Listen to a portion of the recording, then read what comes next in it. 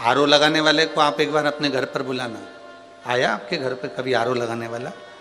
RO का पानी, RO का जो मशीन लगाने वाला आपके घर पर आया होगा, सबसे पहले वो पानी की जांच करता है। बोलो री जीजियों, ओ बटिंडा वाली, और जितने मेरे जीजा बैठे हैं वो भी बोलो सही है कि गलत है। आरओ लगाने वाले को आप अपने घर पर बुलाएंगे तो पहले वो पानी की जांच करेगा, इसमें खार कितना है, मिट्टी कितनी है, कितना क्लीन है, वो जांचेगा।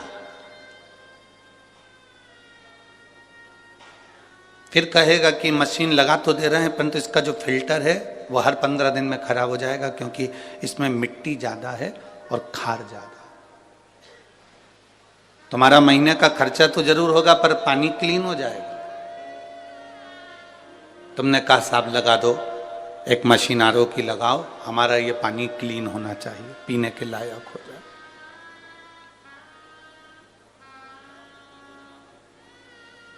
शिवजी के ऊपर जब एक लोटा जल चढ़ाने के लिए आप जाते हैं तो जैसे मशीन पानी को क्लीन करती चली जाती है, धीरे धीरे रोज जब हम देव अधिदेव महादेव पर एक लोटा जल समर्पित करते जाते हैं तो हमारी जिंदगी का दुख भी, कीचड़ भी भगवान भोलेनाथ क्लीन करते चले जाते हैं, धीरे धीरे साफ।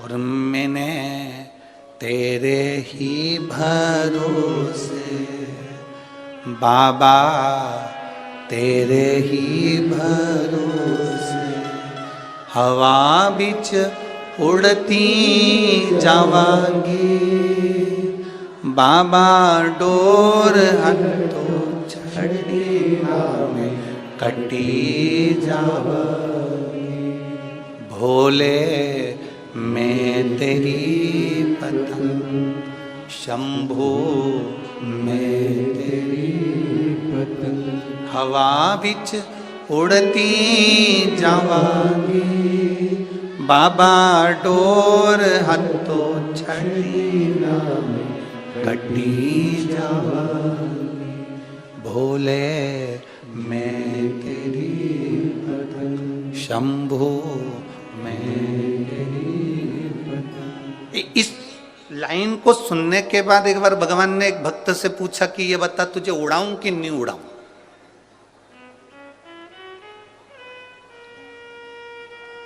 भक्त ने भगवान से पूछा मैं उड़ूंगा, कोई दिक्कत तो नहीं है? भगवान कहते हैं डोरी मेरे हाथ में है, उड़ाऊंगा, बहुत ऊपर पहुंचेगा, बहुत ऊपर पहुंचेगा, पर इतना याद रखना पतंग और इंसान जितनी ऊंचाइयों पर जाता है काटने वालों की संख्या ज्यादा बढ़ जाती है।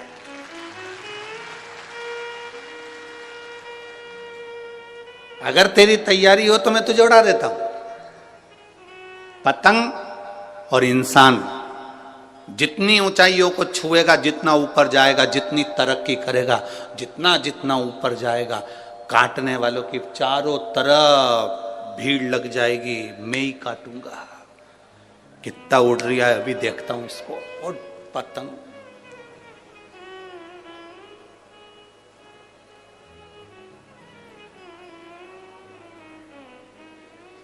हमारे हिंदू धर्म में, हमारे सनातन धर्म में तो एक दिन दे दिया काटने के लिए, मकर संक्रांति का दिन, कि पतंग उड़े तुम काटो, मना नहीं है, बिल्कुल मना नहीं है। एक दिन दिया है मकर संक्रांति का कि पतंग उड़ रही है तुम काटो, मना नहीं है, पर रोज मत काटो। पर आज का व्यक्ति मकर संक्रांति पर कम पतंग काटता है और किसी का घर में कोई आगे बढ़ रहा है, किसी का कहीं संबंध हो रहा है, रिश्ता जुड़ रहा है, संबंध हो रहा है, लोग उसे काटने में लग जाते हैं कि कैसे भी काट कर समाप्त किया जाए।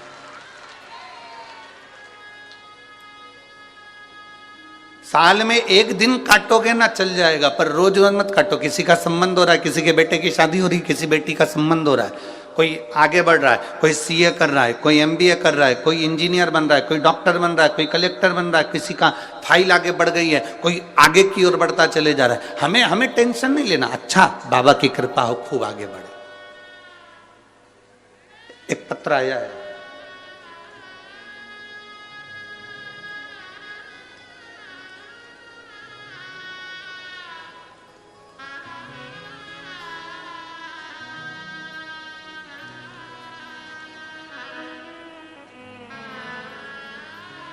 मेरा नाम देवी सुमरानी है। मैं हनुमानगढ़ की रहने वाली हूँ। कहीं बैठी हो तो हाथ हिला सकती हैं। आप ही हैं?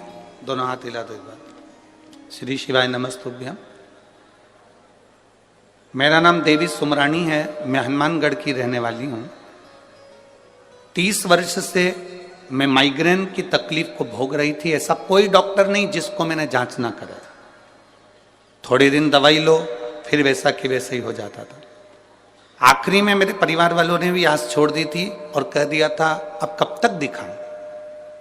गुरुदेव, शिव जी पे चढ़ा हुआ एक लोटा जल और शंकर जी पे चढ़ी हुई एक बेलपत्र, ये वो औषधि है जो दुनिया का सबसे बड़ा काम कर देती है। और मेरे बाबा ने मेरे साथ वही करा। मैंने एक लोटा जल चढ़ाना प्रारंभ करा। जो बीमारी मेरी 30 साल से नहीं गई, एक लोटा जल, उस जल का आचमन करना, बेलपत्र शिव जी को समर्पित कर कर उस औषधि को पाना।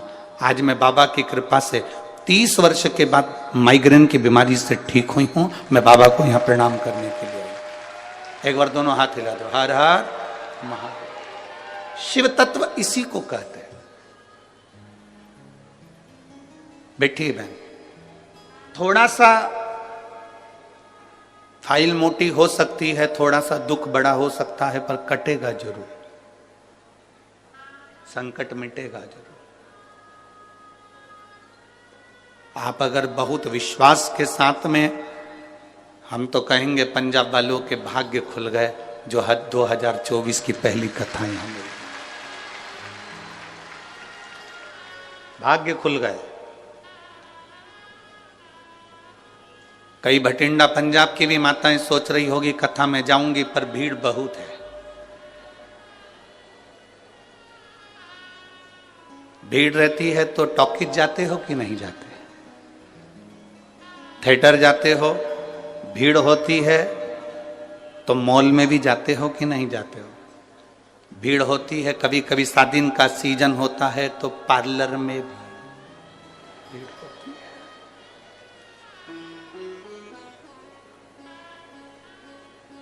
पार्लर वाली इतनी चतुर होती है, आधा बहुत पोत के तुम्हें साइड में कर देती, दूसरे को चालू कर देती है। और जो ज्यादा बोलती है तो पार्लर वाली इतनी चतुर होती है, 2 ककड़ी काट के आंख पे धर देती है, बैठी रहे। और ऊपर से कह देती है बोलना मत ही, नहीं तो मुंह में सल पड़ जाएगा। तो बिल्कुल जैसी की जैसी बैठी।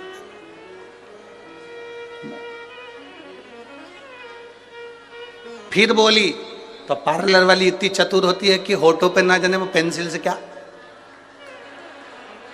और मुंह खोल के बिठा दिया। अब बोल।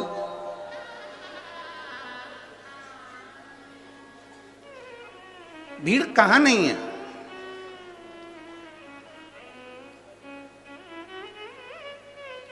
अरे पूरे भटिंडा वालों को खुशियां मनाना चाहिए। पूरे भटिंडा वालों को खुशियां मनाना चाहिए। लोग नए साल में केदारनाथ, बद्रीनाथ, द्वारकाधीश, सोमनाथ, भीमाशंकर, मल्लिकार्जुन, कहीं वैद्यनाथ, कहीं महाकाल जाते हैं। और मेरा 12 ज्योतिर्लिंग भटिंडा में आकर बैठ गया है पहले।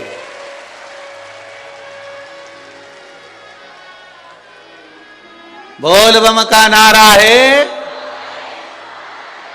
बैठ गया। और यही शिव भक्ति है, यही एक आनंद है।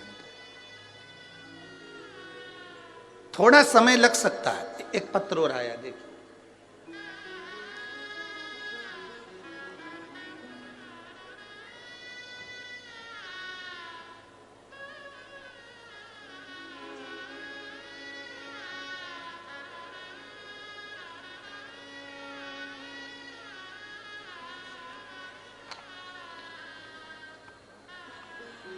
मेरा नाम पूनम रानी। मैं गांव भूलन, सही है, पंजाब, की रहने वाली हूँ, गांव भूलन, पंजाब की रहने वाली। मेरा मोबाइल नंबर ही है। कहीं बैठी हैं आप ही हैं? दोनों हाथ हिला दो। श्री शिवाय नमस्तुभ्यम। अब कमर काम कर रही है बढ़िया, नीचे बैठते बन रहा है, ठीक है। बाबा, मेरी रीढ़ की हड्डी में गैप हो गया था डॉक्टर के हिसाब से। मैं हमेशा 24 घंटे बिस्तर पर पड़ी रहती थी, 1 मिनट भी उठकर कोई कार्य नहीं कर पाती थी। एक बार रिमोट मेरे हाथ में था टीवी का और चैनल चेंज करते करते शिव महापुराण की कथा सुनी। आपने 31 मूंग के दाने का एक बड़ा सुंदर भाव वर्णन किया था जो शिव के समर्पित करना था। एक बेलपत्री को खाना था। बस शिव जी के मंदिर में मेरे परिवार वालों से कहकर 1 लोटा जल पहुंचा देती। ऑपरेशन नहीं कराना चाहती थी क्योंकि डॉक्टर के हिसाब से सही हो पाती कि नहीं हो पाती, पक्का पता नहीं था कि मैं उठूंगी कि नहीं उठूंगी। बेलपत्र रोज खाती, रोज बाबा को जल चढ़ाती।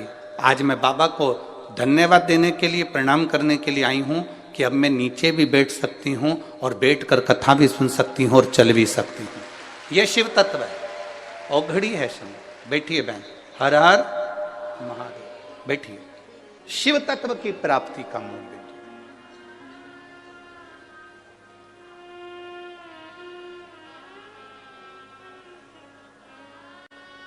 आप जितने विश्वास से सुनोगे, जिस आस से सुनोगे, मेरा बाबा तुम्हारे करीब में आएगा।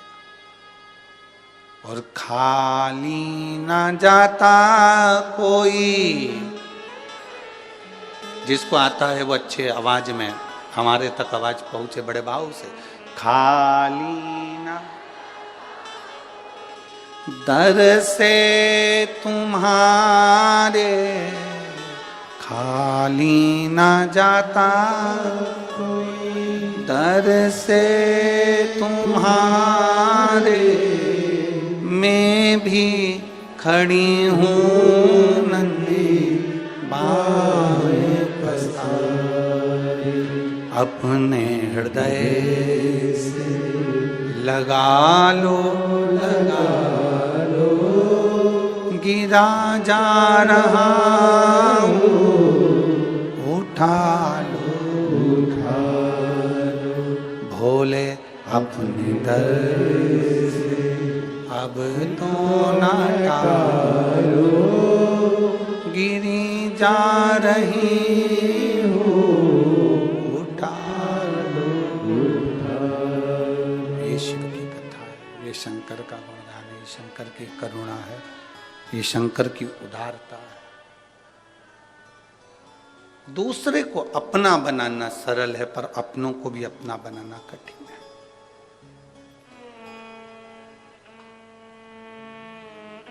बहुत बढ़ोगे, ऊंचाइयों पर पतंग जाएगी तो काटने वालों की संख्या बढ़ेगी। पर हमें नहीं घबराना। आप ऊंचाइयों पर जा रहे हैं, अपनी मेहनत के बल पर जा रहे हैं, अपनी मेहनत के बल पर चल रहे हैं।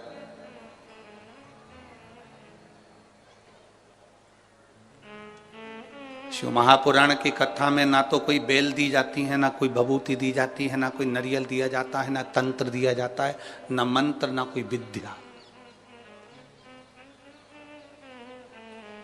शिव महापुराण की कथा में ना कोई ढोंग होता है, ना कोई प्रपंच होता है। शिव महापुराण की कथा में तो केवल एक विश्वास होता है कि हम शंकर के मंदिर तक जाएं, बाबा पर 1 लोटा जल चढ़ाएं, और तुम इस भरोसे पर मत रहना कि सियोर वाला महाराज तुम्हारे दुख को मिटाने के लिए आएगा। सियोर वाले महाराज को भी दुख आता है तो बाबा मिटाने के लिए आता है, तो तुम्हारा दुख भी वही मिटाने के लिए आएगा। किसी ढोंग और प्रपंच में नहीं फंसना हमको। केवल एक शंकर का दरवाजा ऐसा दरवाजा है, शिव का द्वार एक ऐसा द्वार है जहां ना तो ढोंग है ना प्रपंच है। वहां कोई ढोंग प्रपंच नहीं है, केवल एक काम है, तुम्हारा 1 लोटा जल और 1 बेलपत्र। बेलपत्र भी तुम्हारे पास होए तो चढ़ाओ, नहीं हो तो मंदिर की बेलपत्र उठाकर धोकर वापिस मंदिर में चढ़ा दो। मेरा शंकर स्वीकार कर लेगा। उसको दिखावे से मतलब नहीं, उसको बिल्कुल दिखावा नहीं चाहिए। माता जी के मंदिर जाओगे, एक चुंदड़ी चढ़ाना पड़ेगी, चूड़ी चढ़ाना पड़ेगी, सुहाग सामग्री चढ़ाना पड़ेगा, हलवा पूड़ी का भोग लगाना पड़ेगा। भगवान नारायण के मंदिर में जाओगे, ठाकुर जी के मंदिर में जाओगे तो लड्डू का भोग लगाना पड़ेगा, पेड़े का भोग लगाना पड़ेगा, 56 भोग लगाना पड़ेगा। जितने मंदिरों में जाओगे कुछ ना कुछ देना पड़ेगा। पर महादेव के मंदिर में तो अगर आपके पास में एक लोटा जल हो तो चढ़ा दो, जल भी नहीं हो तो शिव जी की चढ़ी बेलपत्र वापिस चढ़ा दो, वो भी नहीं हो तो 3 बार ताली बजा दो, वो भी नहीं हो तो बम बम भोले बोलो और अपने घर को चल दो। इतने में शिव प्रसन्न।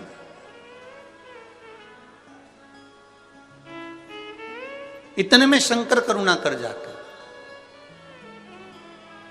शिव महापुराण का महत्तम कथा है, देवराज नाम का ब्राह्मण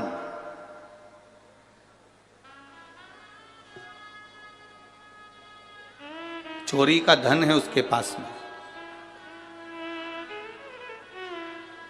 चोरी की संपदा है उसके पास में।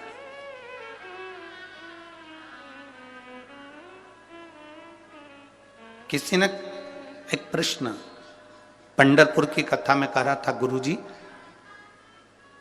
व्यक्ति चोरी क्यों करता है?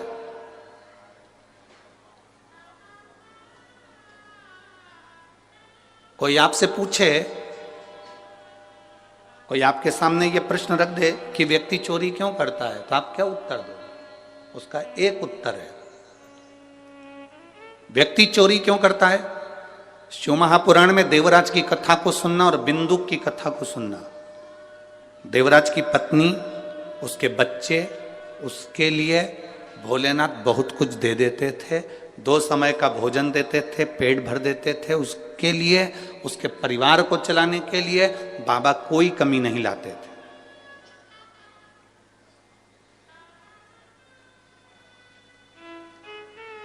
तुम्हारी भले 10,000 रुपए महीने की नौकरी है, तुम्हारी पत्नी वो मिलेगी जो 10,000 रुपए महीने की नौकरी को भी एडजस्ट कर लेगी। तुम्हारे बच्चे ऐसे होंगे जो 10,000 रुपए महीने से जो तुम कमाई कर कर लेकर आ रहे हो उसमें एडजस्ट हो जाएंगे। भगवान बनाता ही ऐसा है कि उतने में तुमको संतुष्ट कर कर रखता है। पर जब तुम गलत मार्ग पर जाने लगते हो, किसी गलत स्त्री के संग में आ गए, किसी गलत नारी के संग में आ गए, मदिरा पीने वाले के संग में आ गए, जुआ खेलने वाले के संग में आ गए, व्यसन में डूबने वाले के संग में आ जाते हो, तो फिर भगवान का दिया हुआ वो 10,000 रुपये महीने की नौकरी तुम्हें कम लगने लगती है और तुम कहीं ना कहीं से पैसा बहुत कमाना चाहते हो। जब तुम अपने लिए कमाते हो तो 10,000 में पूर्ति हो जाती है, पर तुम जब गलत व्यक्ति का संग पकड़कर गलत तरह से गलत लोगों के लिए कमाना चालू करते हो तब तुम्हें चोरी करना पड़ती है। जब तक तुम चोरी नहीं कर पाते, जब तक तुम्हारा परिवार चल रहा है, संतुष्टिपूर्ण है, तो तुम्हें चोरी की जरूरत नहीं। तुम्हें चोरी की जरूरत नहीं है।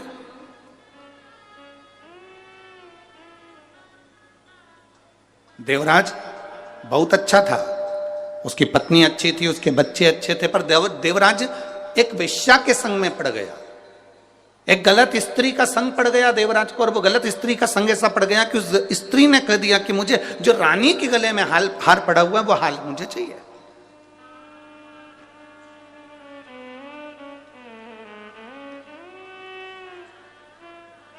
जो रानी के गले में हार पड़ा है वो हार मुझे ला कर दो। और देवराज अभी तक बहुत अच्छी जिंदगी जी रहा था।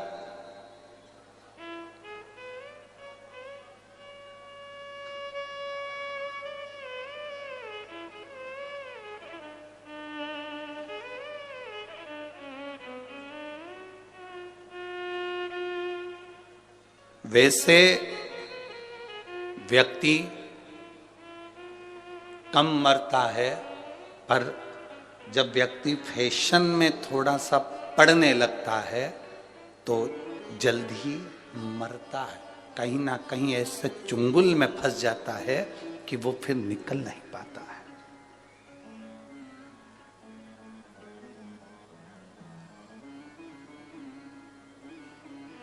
इतनी ठंड पड़ रही है भटिंडा में, हमारे उधर तो इतनी नहीं पड़े।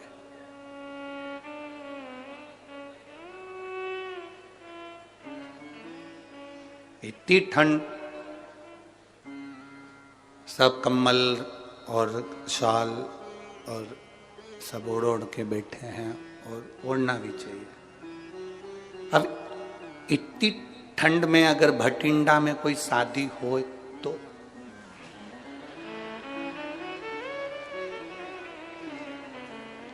अब तेरा क्या होगा कालिया। इतनी ठंड में और शादी भटिंडा में, और जो तुमने 2500 रुपये खर्च भी करे, अब वो दिखना भी चाहिए, और ठंड के मैं ही पड़ूं, और देवर के यहाँ शादी, देवर के लड़के की, और पूरे फिर भले धूत जाऊंगी, पूरी कांप जाऊंगी, पर फैशन में जरूर जाऊंगी। अब बेचारा पति बार बार कोट पैंट पहन के बाजू में आके कोनी मार के बोला, शॉल ला दूं?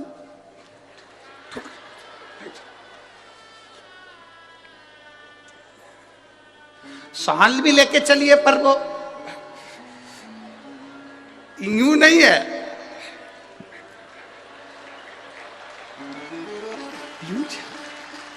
अब कह रहा है लाऊं तेरे को, तो कछु ओढ़ने का। धूज रहे हैं, गुलाब जामुन चम्मच में थी,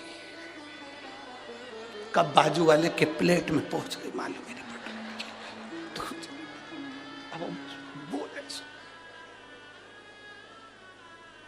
अरे तेरे डमरू की धुन सुन के मैं काशी नगरिया ही हूँ, तेरे डमरू की धुन सुन के मैं काशी नगरिया ही हूँ, मैं काशी नगरिया ही हूँ, मैं काशी नगरिया,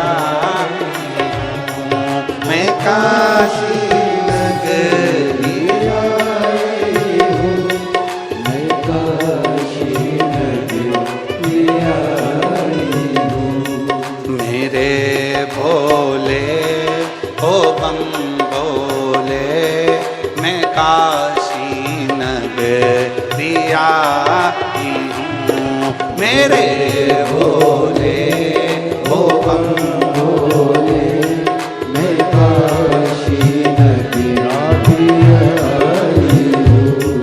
तेरे डमरू की धुन सुन के मैं काशी नगरिया हूँ, तेरे डमरू की धुन सुन के मैं काशी नगरिया हूँ। बड़े आनंद में नीचे वालों से निवेदन है, आप तो नाच लो, पर ऊपर जो बैठे हैं उनसे निवेदन है संभल के नाचना हो, बड़े सावधानी से, आनंद से, दोनों हाथों से, बड़े प्रेम से।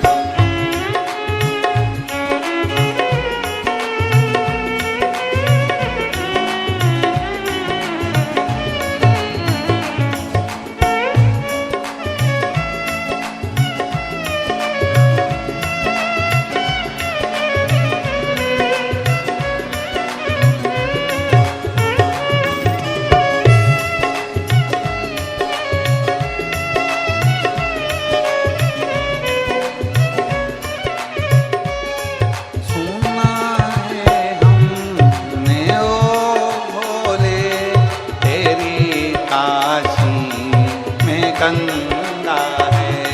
सुना है हमने ओ भोले, तेरी काशी में गंगा है। सुना है हमने ओ भोले, तेरी काशी में गंगा है।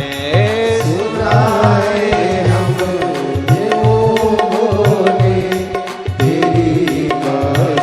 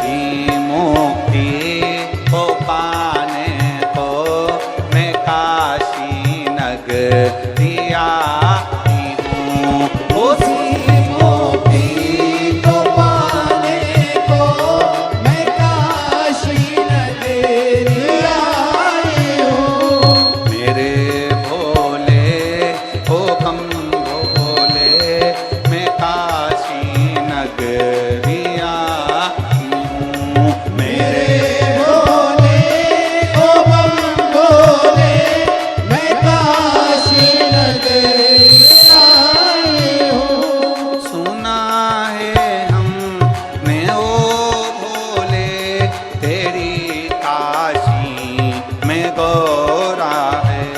सुना है हमने ओ भोले तेरी काशी में गौरा है। सुना है हमने ओ भोले तेरी काशी में गौरा है। सुना है हमने ओ भोले तेरी काशी में गौरा है। उसी गौरा को पाने को मैं काशी नगरी आई हूँ।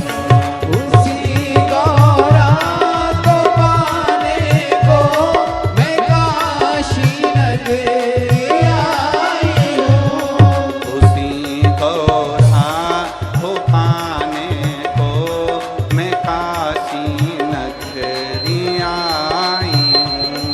उसी गौरा को पाने को मैं काशी नगरी आई हूँ।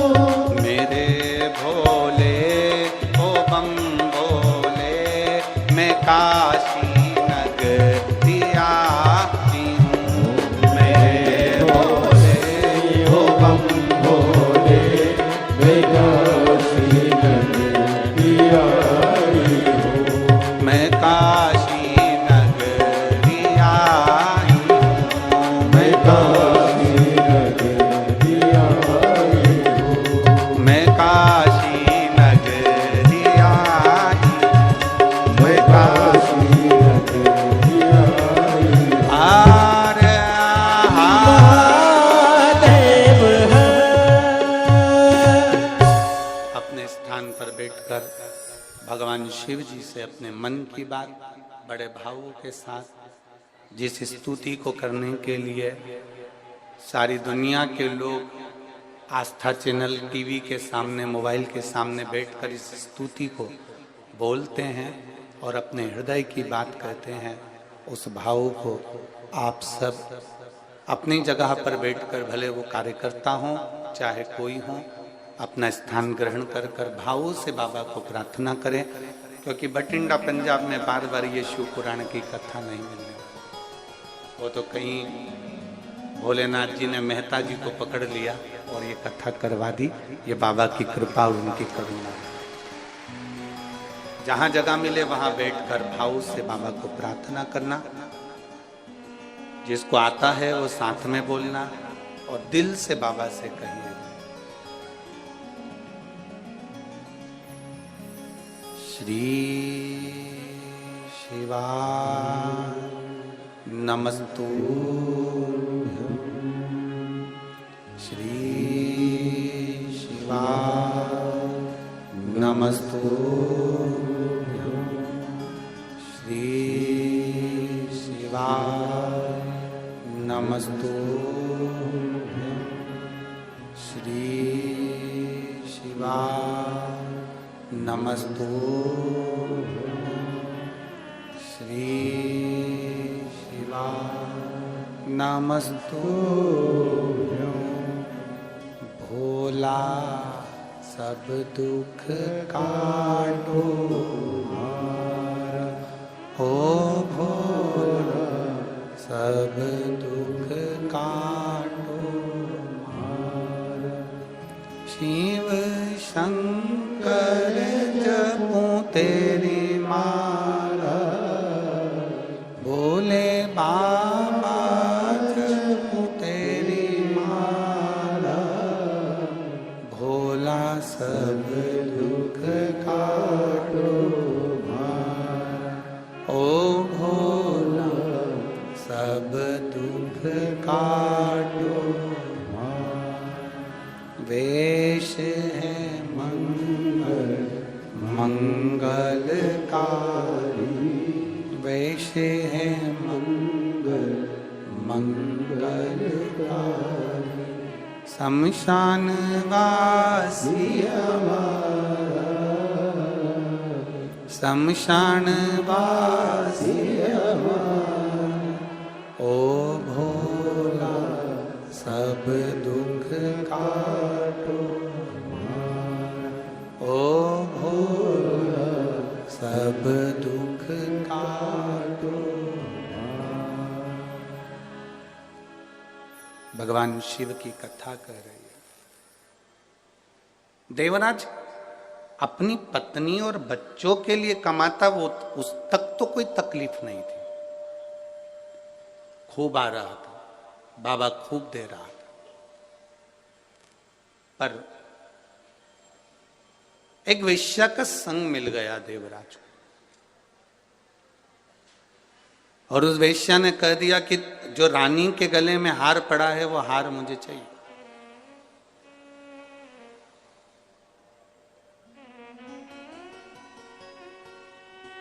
वो हार मुझे ला कर दो। देवराज ने कहा कि वो रानी के गले में हार पड़ा रहता है, उस हार को लाना तो बड़ा मुश्किल है, बड़ा कठिन काम है। नहीं, मुझे तो वो हार चाहिए, ला कर दो मुझे।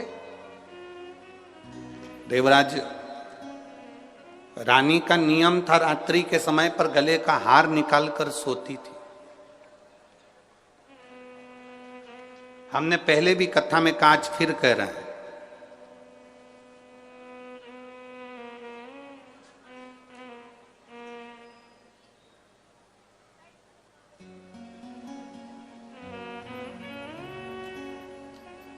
चोटे की नजर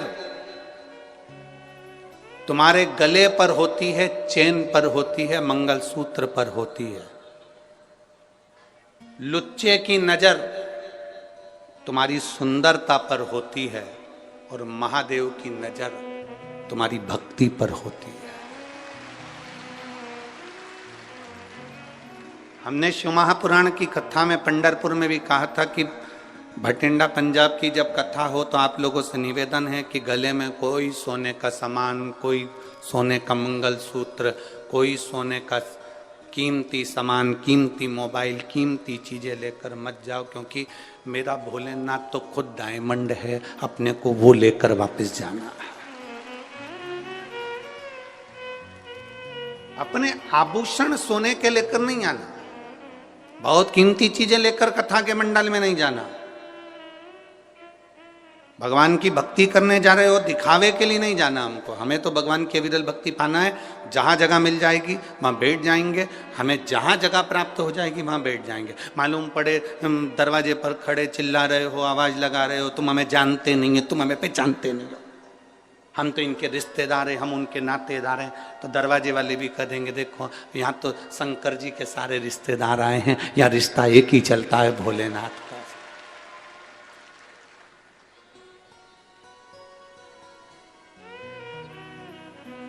2 बजे कथा चालू होती है, 5 बजे विराम होती है। 5 बजे तक कथा सुनो, अपने स्थान पर बैठो। आखिरी में जब 5 बजे कथा पूरी हो, कर्पूर गौरम हो, तब उस भूमि को नमन कर कर उसकी रज अपने मस्तक लगाकर घर जाना।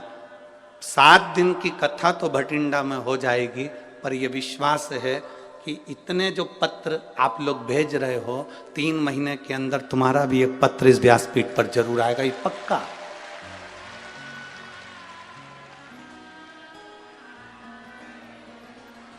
ये विश्वास मूल है। कथा में आओ, बैठो, घर वालों से कहकर आना कि मैं 2 बजे से 5 बजे तक कथा सुनकर आऊंगी, बीच में नहीं आऊंगी। स्थान ग्रहण करूंगी तो मैं 5 बजे कर्पूर गौरम कर्णावतारम होगा, आरती होगी, तभी उठूंगी, उसकी रज धारण कर कर फिर जाऊंगी। हवाई जहाज एयरपोर्ट पर उतरता है, ट्रेन स्टेशन पर रुकती है, बस बस स्टैंड पर रुकती है, हेलीकॉप्टर उतरने के लिए हेलीपैड बनता है, 7 दिन के लिए मेरे महादेव को उतरने के लिए शिव महापुराण की कथा हुई। आपको कहीं ढूंढने नहीं जाना, 7 दिन सेवा करो, भजन करो, कीर्तन करो। भगवान ने धन दिया हो तो किसी का मुंह झूठा कराओ, जल हो पीने की व्यवस्था करो। हाँ, ठंड ज्यादा पड़ रही है, ठंडा पानी नहीं दे सकते, थोड़ी अपनी 2 बाटल हम कहते हैं साथ में लाओ करो, तो उसमें गर्म पानी किसी पड़ोसन को दे दो, पी ले, ज्यादा ठंडा नहीं। बड़े भाव से आनंद से सेवा का मौका मिला है। जितनी जितनी सेवा कर सकते हो और जितना जितना भजन कर सकते हो, 7 दिन भटिंडा वालों के इस पवित्र, समझ लो वो हेलीकॉप्टर को उतरने के लिए हेलीपैड बनाया जाता है, हेलीकॉप्टर उतर जाता है। ये पंडाल शिव महापुराण का जहां लगता है और शिव पुराण जहां होती है, वहां 7 दिन मेरा भोलेनाथ उतर जाता है। क्या देगा, क्या करेगा? हमारा विश्वास इस शिव पुराण से इतना है कि कई कई माताएं और कई कई भाई ऐसे हैं कि वो 7 दिन के अंदर ही उनका पत्र भी यहां पहुंचेगा। अगर दिल से सुनी तो 7 दिन में ही दे देगा, वो दिल से सुनी। थोड़ा विश्वास प्रकट करो, भरोसा।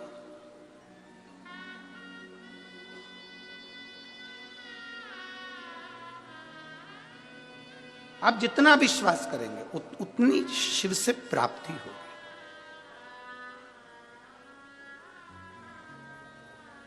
श्री शिवाय नमस्तुभ्यं। तुम्हारा भरोसा दृढ़ दृढ़।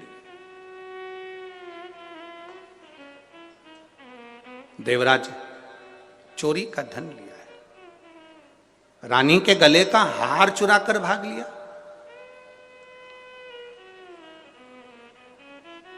कीमती सामान लेकर कथा में ना जाए। क्यों? कीमती सामान तुम्हारे पास होगा तो बार बार तुम्हारी कीमती सामान पर तुम्हारा ध्यान जाएगा।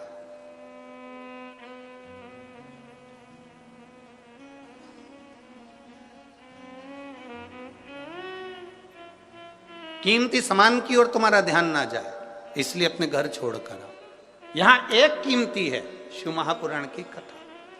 7 दिन सुनो, और 7 दिन की शिव पुराण की कथा है। भागवत 7 दिन की होती है, शिव पुराण 7 दिन की होती है। विवाह होते हैं तो फेरे भी 7 लगते हैं।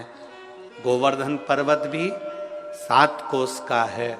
हमारा जन्म, आपका जन्म सब 7 दिन में हुआ है। कोई रविवार को पैदा हुआ, कोई सोमवार को, कोई मंगल, कोई बुध, गुरु, शुक्र, शनि। इन्हीं 7 दिन में लोग पैदा होते हैं, इन्हीं 7 दिन में लोग चले जाते हैं। जिंदगी के केवल 7 दिन है।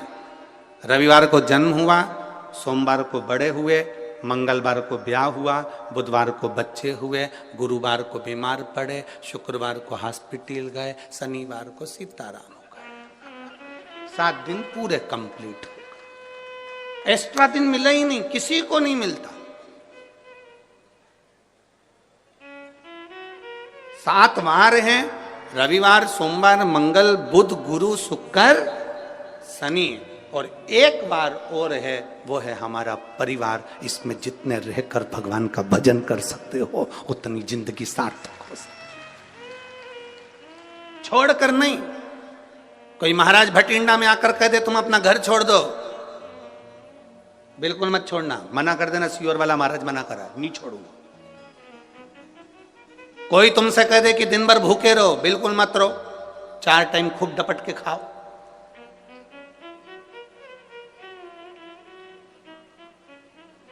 कोई तुमसे कह दे फैशन छोड़ दो, बिल्कुल मत छोड़ो, और खजूर वाली चोटी बनाओ, नहीं छोड़ो। कुछ मत छोड़ो।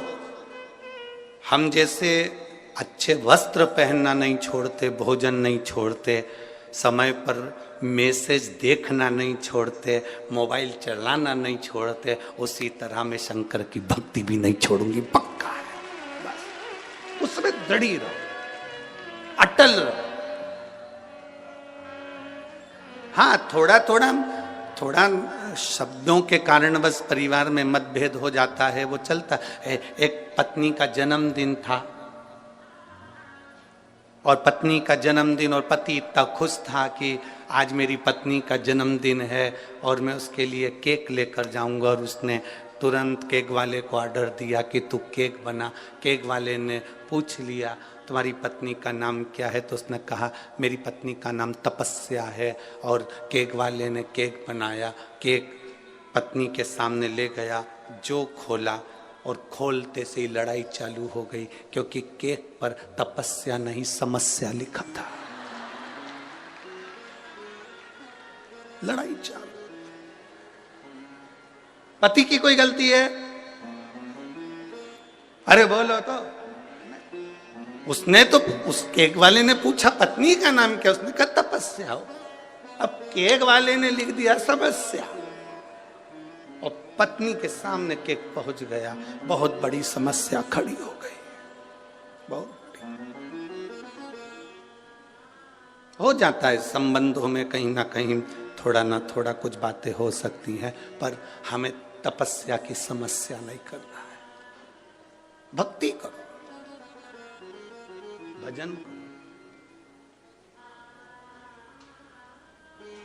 और जितना जितना भक्ति में डूबोगे उतना उतना सुख का एक आनंद पाओगे। देवराज सोने के आभूषण चुराकर जा रहा था एक वेश्या को प्रसन्न करने के लिए। दुनिया को प्रसन्न करने के चक्कर में व्यक्ति गलत काम कर बैठता है। दुनिया को प्रसन्न करने के चक्कर में व्यक्ति गलत काम कर लेता है। पर यदि सही मार्गदर्शक हो और सही मार्ग प्रशस्त करने वाला हो तो व्यक्ति फिर भटकता नहीं है, फिर भटकेगा नहीं।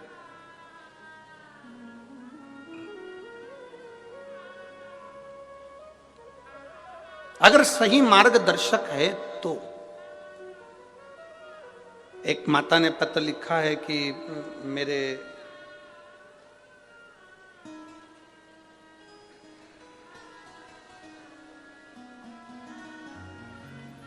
मैं राजेंद्र गर्ग,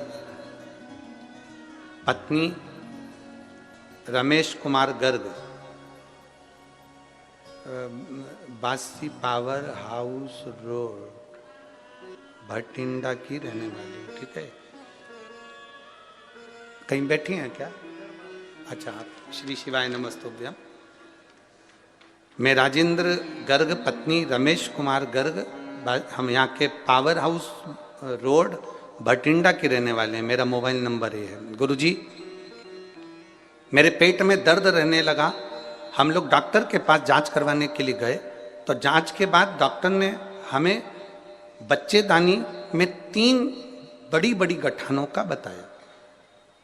बच्चेदानी निकालने की नौबत आ गई। डॉक्टर के हिसाब से ऑपरेशन करना जरूरी था और बच्चादानी पूरी निकालना थी। गुरुजी, घर वाले सब घबरा गए, अब करें तो करें क्या? तब किसी ने कहा कि शिवजी पे चढ़ा हुआ जल, और अगर सीहोर का कोई रुद्राक्ष आपके पास में हो तो उसको पीना, उसको तांबे के कलश में गलाओ, उसका पानी शिवजी को चढ़ाकर पियो। तब एक बेलपत्र शंकर भगवान को चढ़ाकर हमने खाना प्रारंभ करा। डॉक्टर से हमने केवल 20 दिन मांगे हैं कि हम 20 दिन बाद ऑपरेशन करा लेंगे। डॉक्टर ने कहा ऑपरेशन जल्दी कराओ, क्योंकि यह ऑपरेशन जरूरी है और गठान कोई साधारण नहीं है, बच्चादानी पूरी निकालना पड़ेगी। 11 दिन तक हमने बेलपत्र खाया, शिवजी पे चढ़ा हुआ जल पीना प्रारंभ करा। और गुरुदेव, जब हम दूसरी बार जांच कराने के लिए 11 दिन बाद हॉस्पिटल पहुंचे तो डॉक्टर ने स्पष्ट कह दिया कि तुम्हारी गांठें गल गई हैं और बाबा की कृपा दृष्टि ये हुई। गुरुदेव, हम यहीं भटिंडा के रहने वाले हैं। पावर हाउस रोड पर हमारा निवास है। हम बाबा का क्या वर्णन करें गुरुदेव? शिव शिव है। मेरा छोटा बेटा कभी भी शंकर के मंदिर नहीं जाता था, शिव को नहीं मानता था, पर हमारे कहने पर बाबा के मंदिर जाना चालू करा और बाबा को 1 लोटा जल चढ़ाना प्रारंभ करा। उसने एक ही बात कही थी, मां अगर तेरा शिव पुराण सही है, सत्य है, और शंकर की कथा अगर सत्य है, तो मेरी सरकारी नौकरी लगना चाहिए।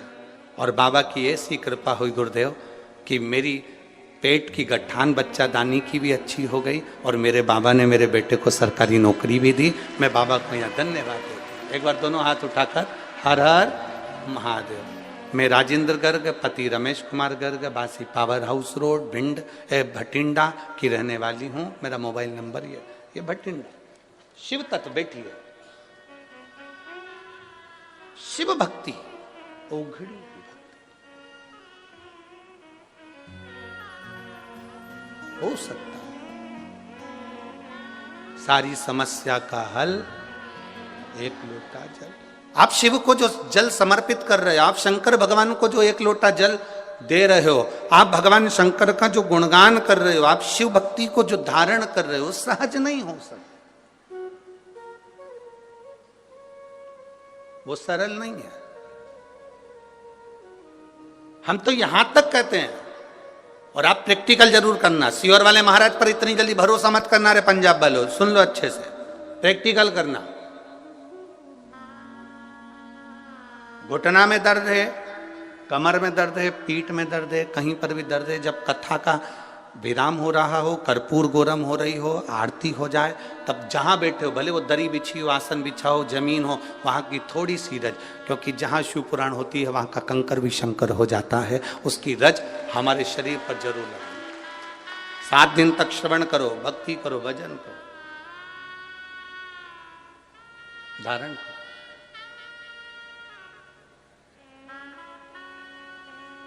और ये अविरल भक्ति है। देवराज चोरी का धन लेकर जा रहा था, और चोरी का धन ले जाते देवराज इतनी ठंड पड़ गई, इतनी ठंड पड़ गई, इतनी शरीर में ताप हो गया, बुखार आ गया।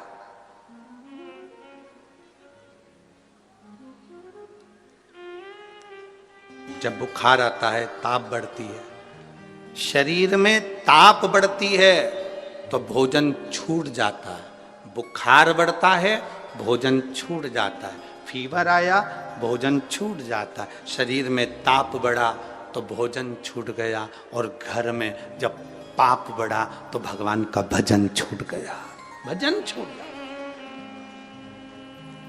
आपके घर में अगर भगवान की भक्ति हो रही है, किसी को भी भजो, हम मना नहीं करेंगे। तुम भगवान कृष्ण को भजते हो, भजो, राम को भजते हो, भजो, गुरु नानक देव जी का स्मरण करते हो, करो, गुरुद्वारे तक जाते हो, जाओ, शिव मंदिर तक जाते हो, जाओ। आप भगवान की भक्ति अगर धारण कर रहे हैं, आपके भीतर अगर भगवान की भक्ति है, राम कृष्ण शिव की भक्ति है, तो समझ लेना कि तुम्हारे घर में अभी पाप प्रवेश नहीं करा। जिसके घर में पाप प्रवेश कर जाता है, भजन बंद हो जाता है। अभी पाप प्रवेश नहीं करा। शरीर में ताप बढ़ता है तो भोजन छूटता है, और घर में पाप बढ़ता है तो भजन छूटता है। शंभो शरणे पड़ी मांगू घड़ी रे, दुख काटो दया करी ने दर्शन। पाप बढ़ा, भजन छूट जाता। देवराज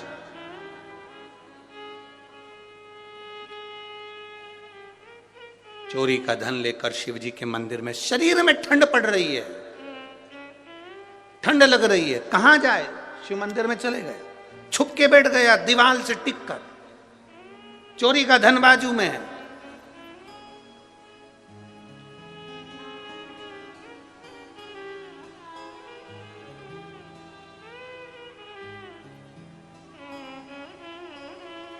महाराज जब चोरी का धन लेकर वहां बाजू में बैठ गया, वहीं पर शिव पुराण की कथा हो रही थी, और पंडित जी चिल्ला चिल्ला कर कह रहे थे, हर हर महादेव, बार बार कह रहे थे।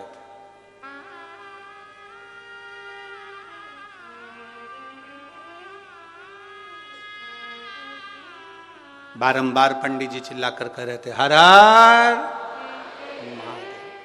अब इसको गुस्सा आ गया, एक तो शरीर में बुखार आ रहा है, सिर दर्द हो रहा है, ऊपर से चिल्ला रहा है।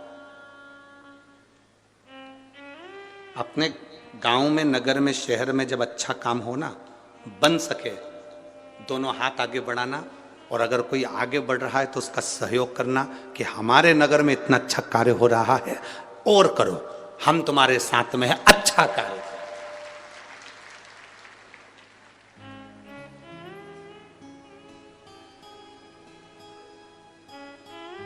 पर कई लोगों की आदत रहती है जब अच्छा कार्य होता है तो बीच में टांग अड़ाते हैं। हम कहते हैं हाथ अड़ाओ, टांग नहीं।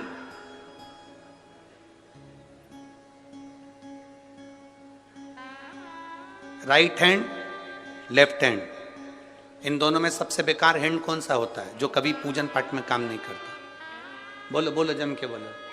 लेफ्ट। इस लेफ्ट हैंड को एक बार बड़ा दुख हुआ, भोजन भी करें लोग इसी से, भजन भी करें लोग इसी से, माला भी जपें इसी से, भोग भी लगाएं इसी से, सब काम में यही आगे होता है, मैं तो पीछे रह जाता हूं, मैं करूं तो करूं क्या। एक दिन ये लेफ्ट हैंड, उल्टा हाथ,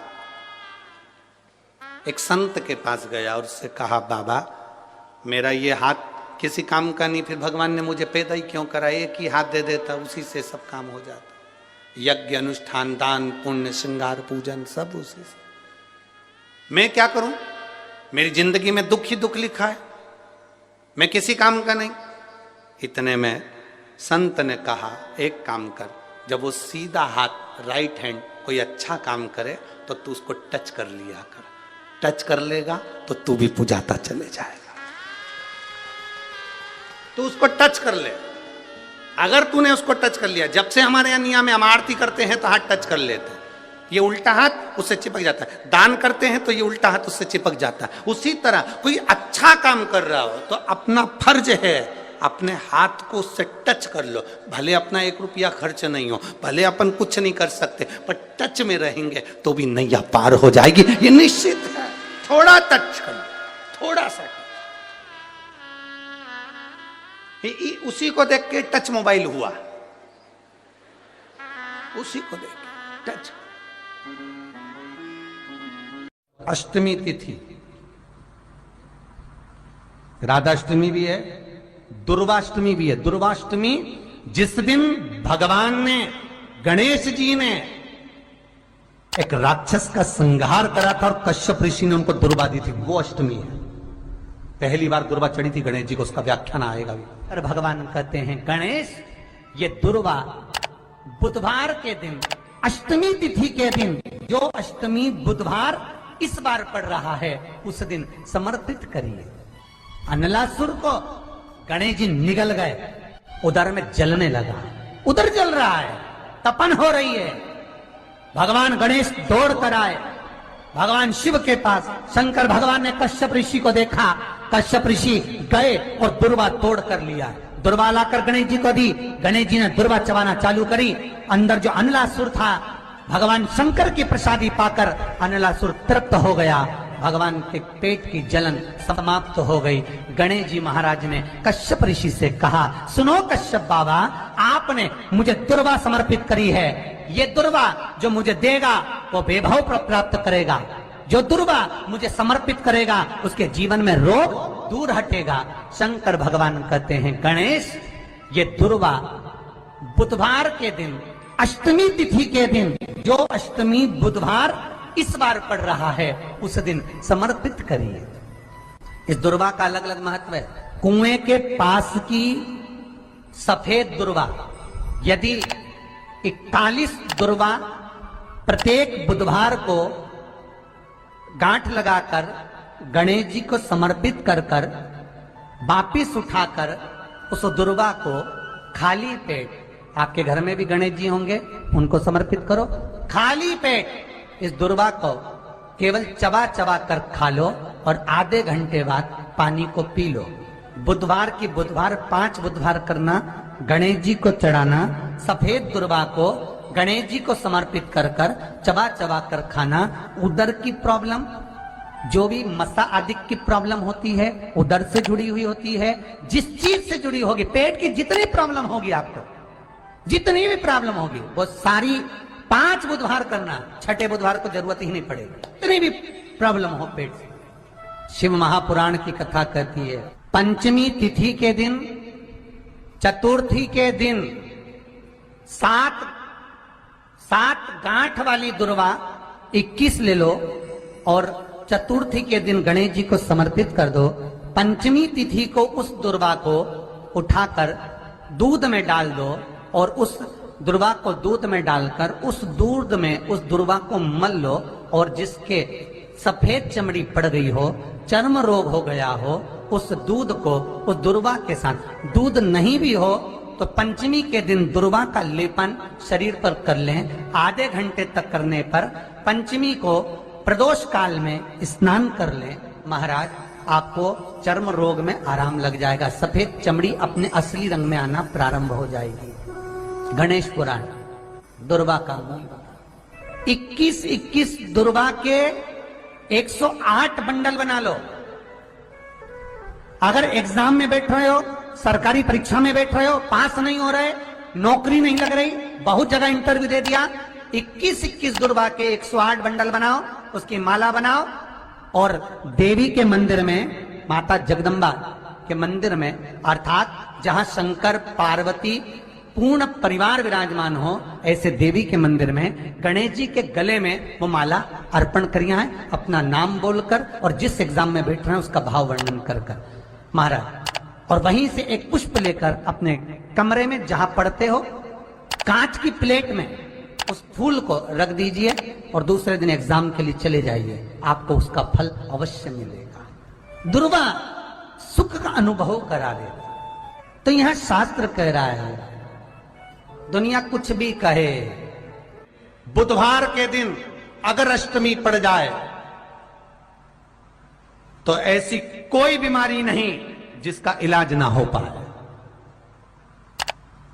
कुछ ना करिए, हरा मूंग की कटोरी भर लो, मूंग जानते हो, हरे मूंग, मूंग की दाल होती है ना जो, हरा मूंग, आखा मूंग हरा की कटोरी भरो, उस पर गुड़ की एक थोड़ी, गुड़ की बट्टी, गुड़ की एक बाटी उस पर रखो, 5 बेलपत्र रख लो, और जिस व्यक्ति को बहुत भारी बीमारी है, कैंसर जैसा रोग भी है, किडनी लीवर जो भी उसके खराब हो रहे हैं, कोई तकलीफ है, ऐसा लग रहा है कि बहुत सांस चल रही है, कहीं कोरोना जैसी बीमारी ना हो जाए, बहुत तकलीफ हो रही है, बस वो कटोरी में मूंग लेकर उसमें गुड़ की खोड़ी रखकर 5 बेलपत्र रखकर बुधवार मूंग कटोरी में भरकर गुड़ की खोड़ी रखकर गुड़ की भट्टी 5 बेलपत्र, जिसको बहुत बीमारी हो, दमा, श्वास, किडनी आदि का आदि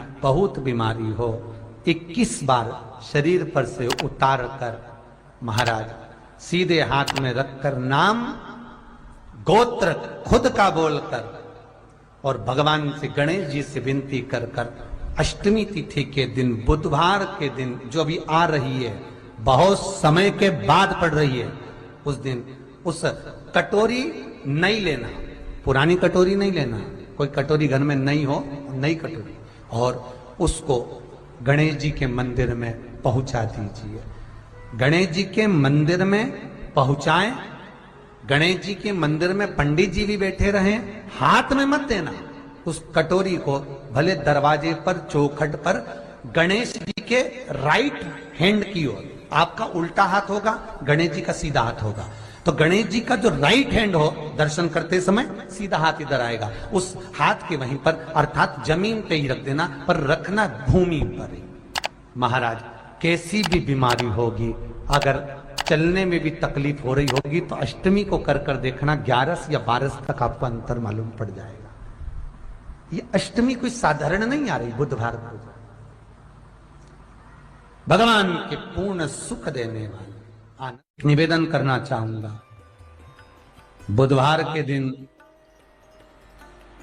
अष्टमी है, दुर्वाष्टमी, जिनको शुगर की बीमारी हो, बीपी हो, उनसे निवेदन करूंगा, गणेश जी का दांत जो टूटा हुआ है, उस टूटे हुए दांत के भाग की ओर 5 दुर्वा सफेद, सफेद दुर्वा।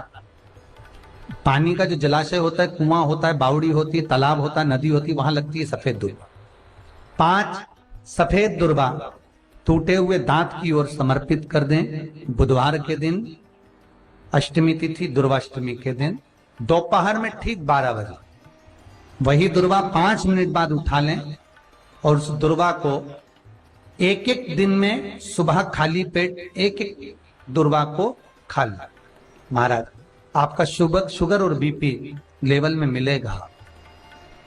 जांच करना, आपके पास में जांच की मशीन हो तो अवश्य करिए। प्रेम, अगर आपने देवता से भी प्रेम करा है, भगवान से प्रेम करा है, तो भगवान रोग बीमारी कष्ट दुख दरिद्रता दूर।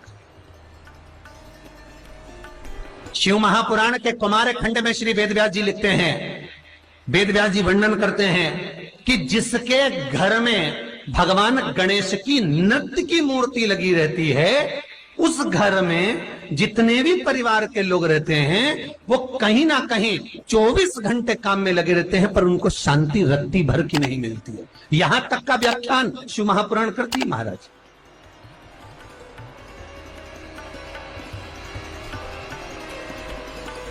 लोगों को शोक चला, गणेश जी ढोल बजा रहे हैं, वो मूर्ति का फोटो घर में लगा दिया,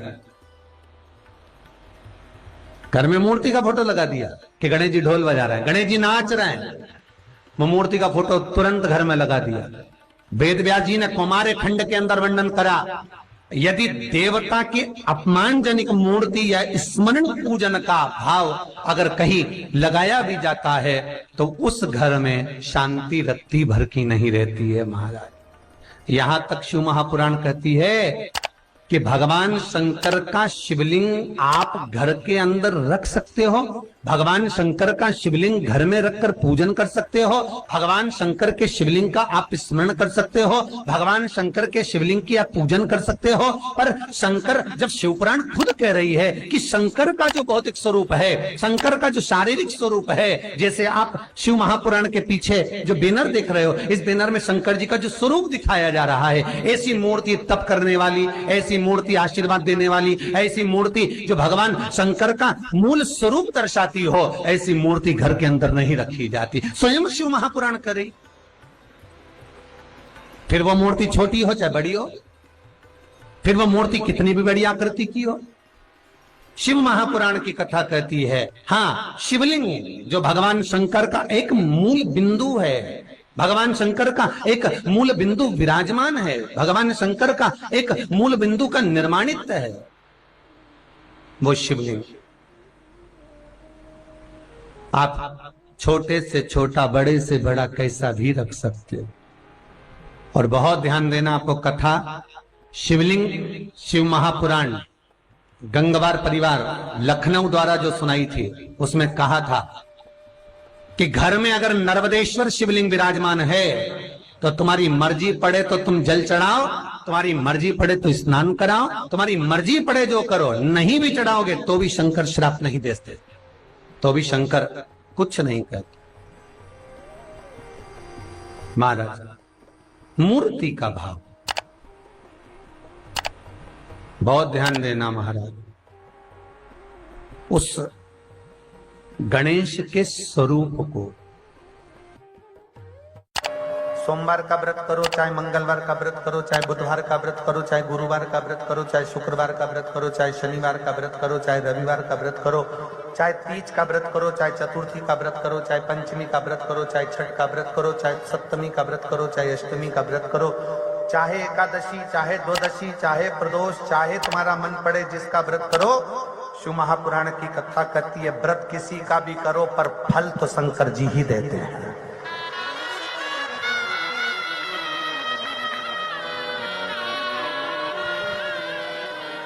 व्रत किसी भी देवता का करो, पर फल देने का निर्णय शिव को ही करना पड़ेगा।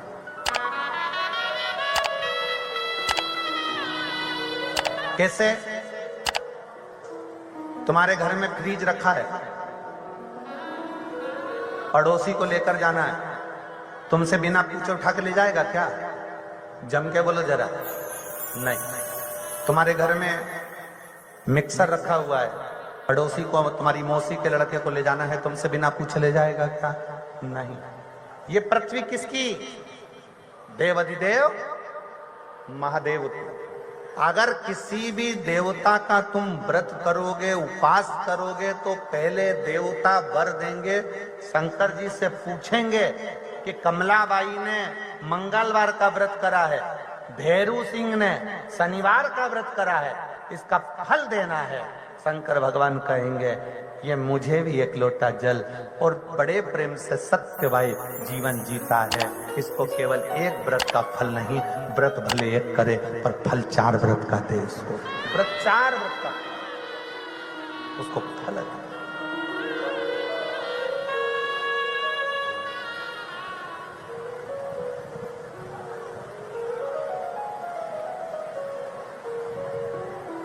किसी को भी जब, और मेरा मेरी बहनों से, मेरा मेरी जीजियों से, मेरे भाइयों से, मेरी बेटियों से निवेदन है, एक निवेदन करना चाहूंगा। मेरी बेटियों से, मेरी जीजियों से, मेरी माताओं से, जब भी शंकर के मंदिर में अर्चना करने जाओ, लोटा भर के जल चढ़ाने जाओ, अगर तुम्हारे नगर में, तुम्हारे मोहल्ले में, तुम्हारे क्षेत्र में कहीं शंकर का मंदिर है और तुम अगर एक लोटा जल चढ़ाने के लिए जाती हो, तो मेरी माताओं के लिए यह विशेष है, मेरी जीजियों के लिए विशेष है, मेरी बेटियों के लिए विशेष है कि 3 स्थान शंकर के शिवलिंग में, 3 स्थान ऐसे हैं जहां का स्पर्श कर लेना चाहिए और अपने मन की कामना बाबा से कह देना चाहिए। तो कहते हैं वो नारी को जिंदगी में कभी दुख नहीं झेलना पड़ता है।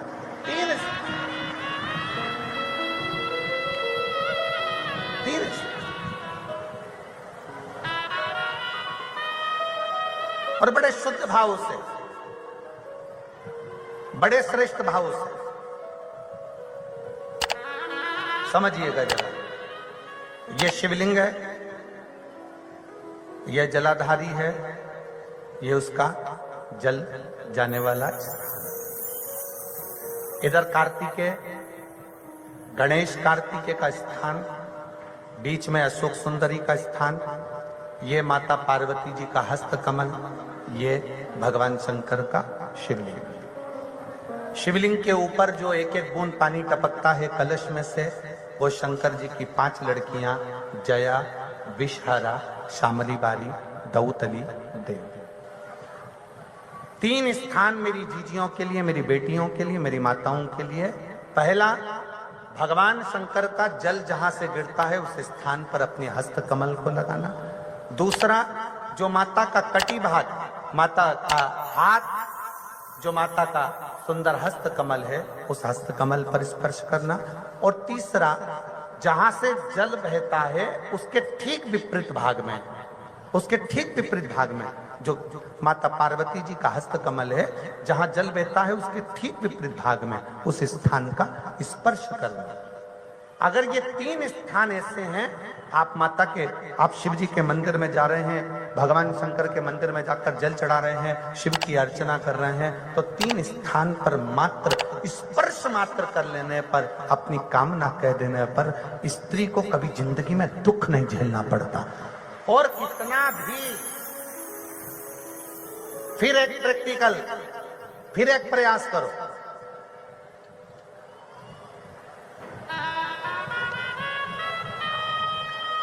पहले तो मेरे जितने जीजा बैठे हैं, जितने मेरे पुरुष बैठे हैं, जितने मेरे जीजा उन बैठे हैं, उनसे निवेदन है, अपने आप में दृढ़ बनाओ कि मैं, हाँ, हम संकल्प नहीं दिलाएंगे, संकल्प दिलाने से कुछ नहीं होता, फालतू की बात है। हम दिला भी देंगे, तुम वापिस पहुंच गए तो ऐसा फालतू का माथा पच्ची हम करते रहे। आप अपने मन से दृढ़ बनाओ कि मैं अपने बच्चों के लिए, अपनी पत्नी, अपने बेटों और अपने माँ बाप की इज्जत के लिए और अपने घर के बेटों को, मुझे डॉक्टर बनाना है, इंजीनियर बनाना है, मुझे मेरे बेटे को कलेक्टर बनाना है, अपने बच्चों की जिंदगी बनाने के लिए आज से मैं मदिरा नहीं पीऊंगा, मैं दारू नहीं पीऊंगा, मैं नशा नहीं करूंगा। अपने घर के बच्चों को, अपने घर का एक संकल्प अपने भीतर आप स्वयं लीजिए। हम नहीं दिलाएंगे, हम ये फालतू काम, क्योंकि हमें मालूम है हम संकल्प दिला देंगे, तुम नहीं छोड़े तो बद्दुआ हमें लगे, क्या मतलब फालतू। तुम सोचो ना, घर किसका? तुम्हारा। बच्चे किसके? तुम्हारे। पत्नी किसकी? तुम्हारी। माता पिता किसके? तुम्हारे। तो सोचना किसको? तुमको। हम क्या सोचेंगे? तुम स्वयं सोचो, तुम स्वयं विचार करो, और इसमें मेरी जीजियों का साथ चाहिए, इसमें मेरी जीजियों का साथ चाहिए। एक दुर्वा ये 3 स्थान पर स्पर्श कराना। एक दुर्वा 3 स्थान पर स्पर्श कराना, और अवधूतेश्वर महादेव का नाम लेकर वो दुर्वा एक पानी की कटोरी में डाल देंगे। अवधूतेश्वर महादेव का नाम लेकर उस दुर्वा का दूसरे दिन विसर्जन कर दीजिए, और वो कटोरी का जल किसी भी तरह से नशा करने वाले व्यक्ति को रोज रोज थोड़ा थोड़ा रखकर, एक दुर्वा 3 स्थान पर स्पर्श कराकर रखकर उसका पान कराना प्रारंभ करिए। और पुरुष अपने अंदर संकल्प ले कि आज के बाद मैं नहीं पीऊंगा, वो जल पीना प्रारंभ कर दे। धीरे धीरे मदिरा का नशा छूट जाता है। एक दुर्वा, क्या बोलते हो उधर महाराष्ट्र में? धूप की दुर्वा, दुर्वा बोलते हैं ना।